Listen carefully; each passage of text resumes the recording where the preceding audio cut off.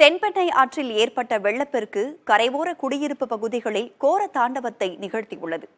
மகளை இழந்த சில நாட்களிலேயே அவள் நினைவாக வைத்திருந்த அனைத்தையும் வாரிச் சென்ற பெருவெள்ள துயரில் தவிக்கும் ஒரு பெண்மணியின் சோகத்தை பதிவு செய்கிறது இந்த தொகுப்பு.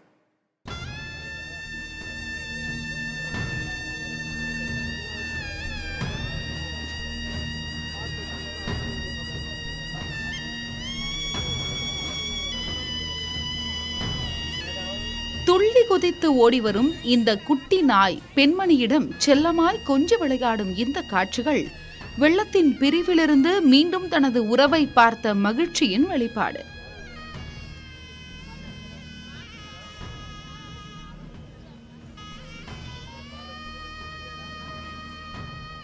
பல தலைமுறைகளாக தென்பெண்ணை ஆற்றங்கரையோரம் சொந்த வீட்டில் வசித்து வந்தும் இதுவரை இப்படியொரு வெள்ளத்தை கண்டதில்லை என்கிறார் விழுப்புரம் மாவட்ட அரகண்டநல்லூர் பகுதியைச் சேர்ந்த ராதா.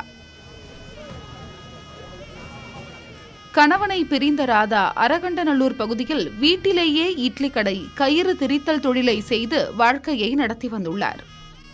வறுமையால் கல்லூரி கட்டணம் செலுத்த முடியாத காரணத்தால் சில நாட்களுக்கு முன்பு இவரது மகள் உயிரை மாய்த்து கொண்டுள்ளார்.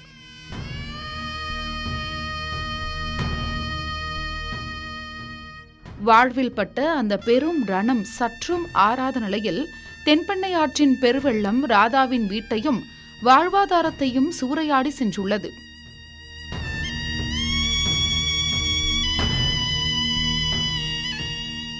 மகளின் நினைவாக வைத்திருந்த பொருட்கள் கூட மிஞ்சாத அளவில் அனைத்தையும் இழந்த நிர்கதியாக தவிக்கிறார் ராதா. ஏன்னா என் பொண்ணு சேர்த்து 45 நாள் ஆகுது. அதே இடத்துல இந்த மாதிரி ஆயிடுச்சே அப்படின்ற மாதிரி எனக்கு திகிலாயிடுச்சு. நம்ம இதுலேருந்து எப்படி நம்ம வருவோம், மீளுவோமா கடவுளே அப்படின்னு அந்த ஃபீலிங் மட்டும்தான் வந்துச்சு. நம்மளுக்கு போகிறதுலாம் கூட எனக்கு கவலை கிடையாது.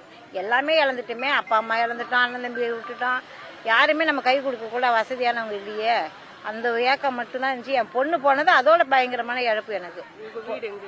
இதுதாங்க, இதே தான் வீடு, எல்லாமே போயிடுச்சு, எல்லாமே போயிடுச்சு, ஒன்றும் கூட கிடையாது.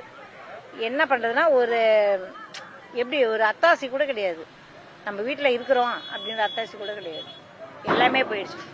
ஒரு நிமிஷத்துக்கு நிமிஷம் எப்படி ஓடும், மிஷின் போடுற மாதிரி ஓடுது. எனக்கு என்னால் ஜீர்ணிக்க முடியல. எனக்கு கவர்மெண்ட்டில் கேட்குறது என்னன்னா, இவ்வளோ நாள் நான் கவர்மெண்ட்டில் எதுவும் கேட்கல. கவர்மெண்ட்டில் கொடுத்தா கூட நாங்கள் வாங்கலை. பசி பட்னி எப்படி வேணாலும் கடந்துக்கலாம். பசி பட்னியில் பற்றி பிரச்சனை கிடையாது. எனக்கு வீட்டை கட்டி கொடுத்து, கரண்ட் இழுத்து கொடுத்து, எனக்கு வீட்டுக்கு வேணுங்கிற பொருள், நான் டிஃபன் கடை, கயிறு கடை வச்சு தான் பொழைச்சேன். எனக்கு வேற பொழப்பு கிடையாது. அதுக்கெல்லாம் ஏற்பாடு பண்ணி கொடுத்தாங்கன்னா போதும். மகளை தொடர்ந்து வீடு, உடைமைகள் அனைத்தையும் இழந்த இவருக்கு தற்போதைய ஒரே ஆறுதல் தான் வளர்த்து வரும் அந்த செல்ல பிராணி மட்டுமே.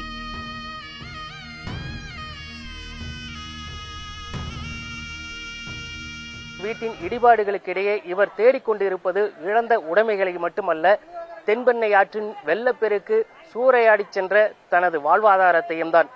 அரசு கை கொடுத்தால் மட்டுமே அதனை மீட்டெடுக்க முடியும் என்பதே இவரது எதிர்பார்ப்பாக உள்ளது. புதிய தலைமுறைக்காக ஒளிப்பதிவாளர் சதீஷுடன் மோகன்ராஜ்.